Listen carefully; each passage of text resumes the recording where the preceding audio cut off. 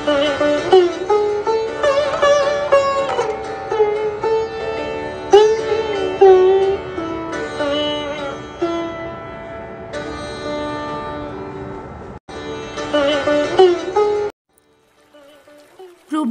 বেদান্তপ্রাণা মাতাজির সম্পাদকীয় নির্গুণ গুণময় পত্রিকার ২১তম বর্ষ, চতুর্থ সংখ্যা। শ্রীরামকৃষ্ণের ১২ বর্ষের সাধনা সাধন জগতের অভিনব ইতিহাস।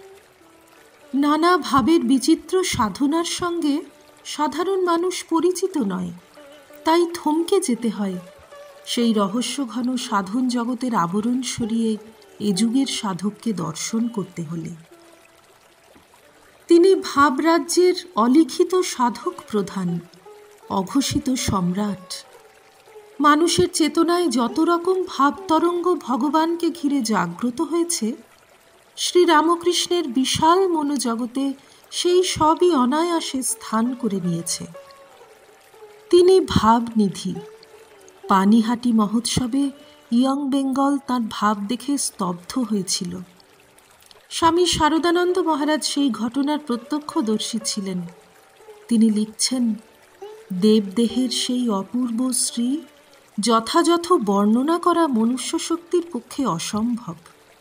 তাহার উন্নত বপু প্রতিদিন যেমন দেখিয়াছি, তদপেক্ষা অনেক দীর্ঘ ও স্বপ্নদৃষ্ট শরীরের ন্যায় লঘু বলিয়া প্রতীত হইতেছিল। শ্যামবর্ণ উজ্জ্বল হইয়া গৌরবর্ণে পরিণত হইয়াছিল। ভাবপ্রদীপ্ত মুখমণ্ডল অপূর্ব জ্যোতি বিকীর্ণ করিয়া চতুষ্পার্শ্ব আলোকিত করিয়াছিল।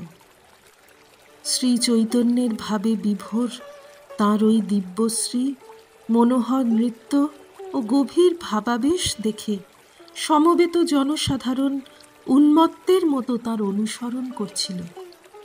কীর্তন সম্প্রদায় ওই দৃশ্য দেখে গান ধরেছিলেন, সুরধুনির তীরে হরি বলে কে, বুঝি প্রেমদাতা নিতাই এসেছে। এবং ঠাকুরের দিকে আঙুল দেখিয়ে এই আমাদের প্রেমদাতা বলে মহানন্দে সকলে নৃত্য করেছিলেন। তাঁর জীবনের অন্তিম অধ্যায়ে পানিহাটির সেই অপরূপ ঘটনা নবাগত তরুণ শিষ্যদের প্রত্যয়ের জন্যই যেন সংঘটিত হল।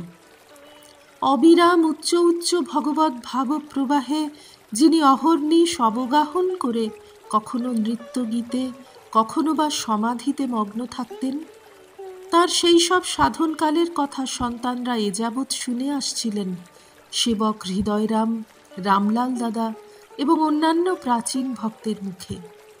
তাঁর পূর্ণ জীবন রচনার জন্য কলম ধরে স্বামী শারদানন্দ শ্রীরামকৃষ্ণ শক্তিরই কৃপায় সেই বহুমূল্য বিচিত্র বর্ণচ্ছটারিদ্ধ জীবনের রহস্য উন্মোচন করেছেন। অসাধারণ এক জীবনকে লোকচক্ষুর অন্তরাল থেকে দৃষ্টির সম্মুখে এনেছেন অতি যত্নে, শ্রদ্ধায় ও ভালোবাসায়। এ তো একালের সম্পদ, চিরন্তন ঐশ্বর্য ভাণ্ডার, যেখান থেকে অধ্যাত্ম পিপাসু ভক্ত চিরদিন পাথেয় সংগ্রহ করবেন। তাঁর মহিমা রীতি করতে পারেননি তাঁর পার্ষদগণ। তাই দেখি শ্রীরামকৃষ্ণের প্রকট বিগ্রহ দেখেও তাঁরা সমুদ্র গম্ভীর সেই অকুল অপার ভাবতনুর আভাস দিয়েছেন অরূপের বর্ণনা করে। শ্রীরামকৃষ্ণার্পণমস্তু।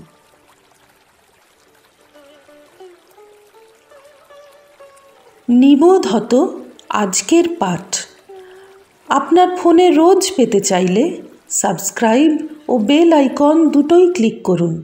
রামকৃষ্ণ ভাবধারা প্রচারের সঙ্গে থাকুন। এটি একটি ফ্রি চ্যানেল।